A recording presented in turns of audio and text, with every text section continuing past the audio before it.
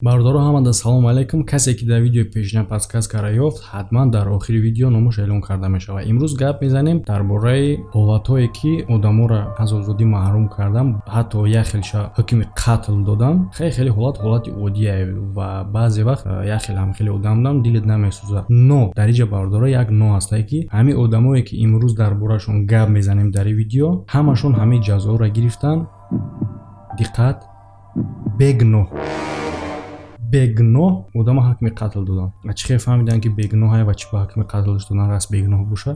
Айра дар ин видео мефаҳмем ӯзи. Ва касоне ки мехоҳанд ба Амрико сафар кунанд, барои кор боша, барои зиндагӣ боша, ин шалакай дар интихоби шумое, не ки барои ин кора кардан албатта ки виза дар корае. Номерое ки дар рӯи экран мебинем ба шумо барои тахт кардани документотон, барои гирифтани виза кӯмак мекунанд. Албатта ки бе ягон фреб, барое ки ман чизи дурӯға тавсия наметавонам. Ва барои одамое ки на танҳо ба Амрико коркунӣ, а мехоҳанд ки шаҳрвандии Амрикоро ба даст биёранд, ҳама роҳи осонаш ҳозир сезони ҳамин рафтистаед. Шумо метавонед дар лотареяи грин карта иштирок кунед ва бурд кунед. Ба ҳамин корро ҳамин номерро ба шумо ёрдам мерасонам. Ва ба дӯстдоро ва мухлисои ҷанговару бозингаро гуфтаниям ки бардоро шумо дар ҷанговарои дӯстдоштаи худтон дар бурди во метавонед ки сум кор кунед. Барои кора кардан ссилкае ки дар комментария закрепит кардаги мегзаред, регистратсия мекунед ва фаромӯш накунед барои бонус ба даст овардан промокодам аст. Ҳамаш дар комментария закрепит кардаги.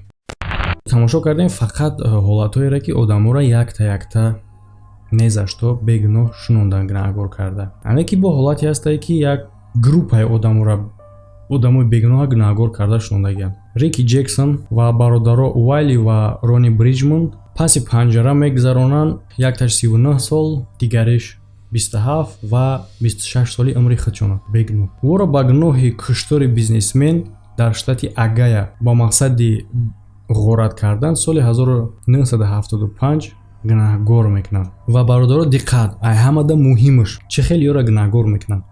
Дар асоси паказани шоҳиди, диққат,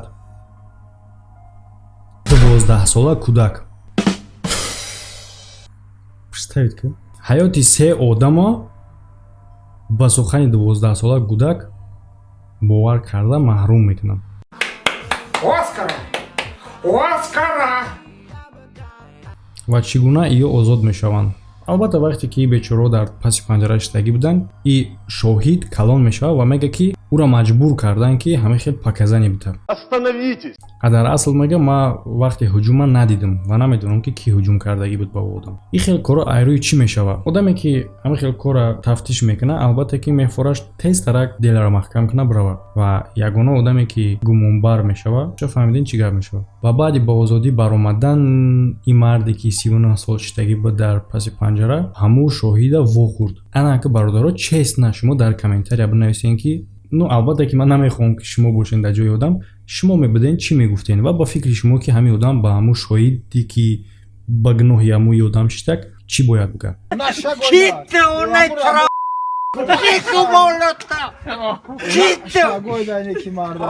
Далчи тамошо накарда честна просто бинависен ки чӣ бояд бигӯяд. Дар комментария бинависен ба тамошо кунед. Нависондем?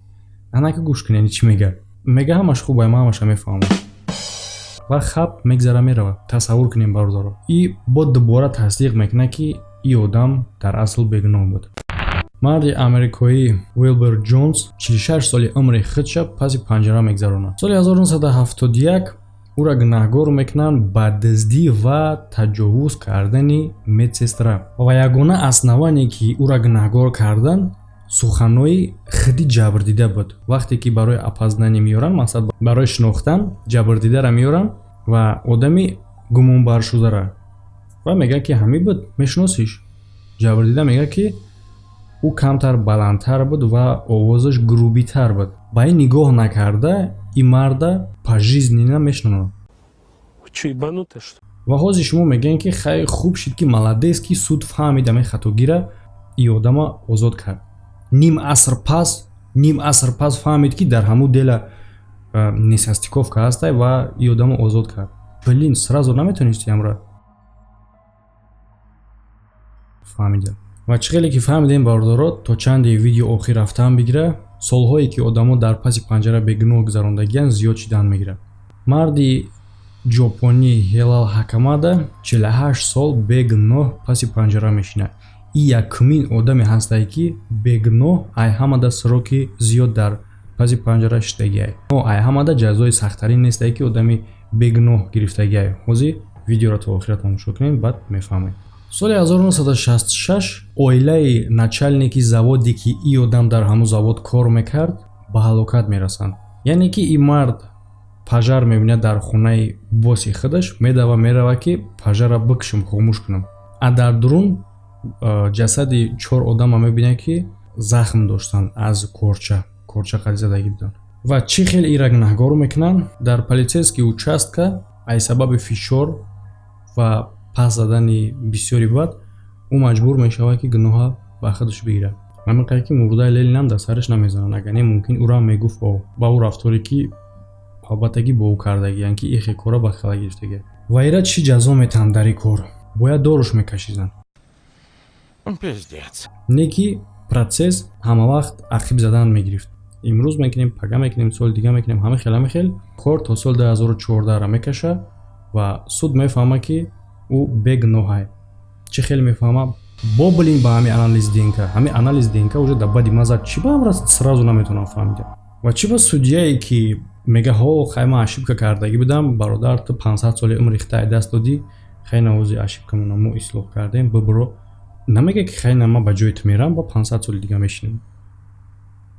хел мекардем ба фикри ма ки справедлива мешид. ё ки чӣ хел кунӣ ки справедлива шава бародаро, и ҳаёти одама 500 сол айбайн мегзара, ба мегӯи ки хай ман ошибка карда будам, извини. Мешавам хел? Нет. фикрои худтонро бародаро дар комментария бинависед. ана бародарое ки дилотон мақсад слабия ё ки дилсӯзи сахти бад ҳастен, одамое ки дар кинои Титаник гирья кардагиян. мисол ҳама хел одамо да серьёзна иҷаша тамошо накунед. дар як шаҳраки амрико бо номи Алкол дар Южни Каролина ай ҳамада наказани даҳшатнока мегира кӯдаки 14 сола бо номи Ҷорҷ Стиньо. соли 1944 ӯра гунаҳгор мекунанд барои куштори ду духтарчаи майдаҳак ва дар стули электрикӣ ба қатл мерасонанд.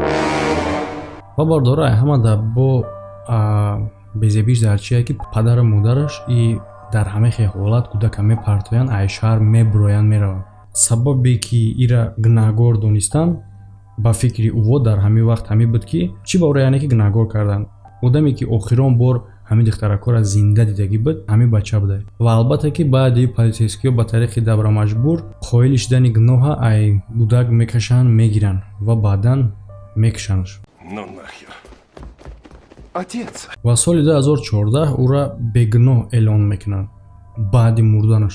ин ай ҳамада одами ёш ба ҳисоб мерава ки системаи судӣ ба ин хеле даҳшатнок рафтор кардагиай. бародаро, фикр ақидатона дар комментария ҳатман баён кунед. ман фикрҳои шуморо мехонам ва видеои нава интизор бошед. хайр, худтона дар ҳар ҷо чӣ накунед, эҳтиёт кунед. чӣ хеле ки диден метавонанд ки одама барои оне гунаҳгор кунанд ки охирон бор одама дидию ва баъди ӯ одам мурд. так что ачки монед кардем, ҳеҷ кар нигоҳ накунем. ҳамада хайр. дар як шаҳраки Алкол, дар як шаҳраки Амрико бо номи Алкол, дар як шаҳраки Алкол, дар як шаҳраки дар як шаҳраки Амрико, дар ин куштор албатта ки Тимофей ва 2 миллион доллар ва 2 миллион вақте ки барои опознание меёранд, мақсад барои шиносӣ. бародаро, чӣ хеле ки аллакай фаҳмидем, дар видео пешина подсказка набуд, ман фаромӯш карда будам монум. баъдан баъди сохранӣ кардан видеоро баъд худам дидам ки нестай подсказка ва дар комментария хотиррасон кардам ки подсказка нестай. дар ин видео боша бародаро ҳастай, аниқ ҳастай, точно ҳастай, метавонем бикомем биёвем ва як бори дига правилаи бозира мефаҳмонам бародаро, бозӣ чӣ хеле. дар як ҷои ҳамин видео ин ҳамин логотипи канал пинҳон кардагия, як мебория гум мешавад секундворӣ. касе ки ҳамон логотипа меёва заметид мекунад ки дар куҷо мондагиай, дар комментарияи видео менависа ман ёфтам дар фалон минуту фалон секундаш қарор дора ва даниёша то ки ман бутонам қатъию алоқа кунам, приза роиш кунам. приз чияй? фирмени бакали канали SM Шарипов ки дар танаш ҳамин логотипе ки шумо меёвен тасвиршидагия. Ҳамада хай брато, видеои нава интизор шавем.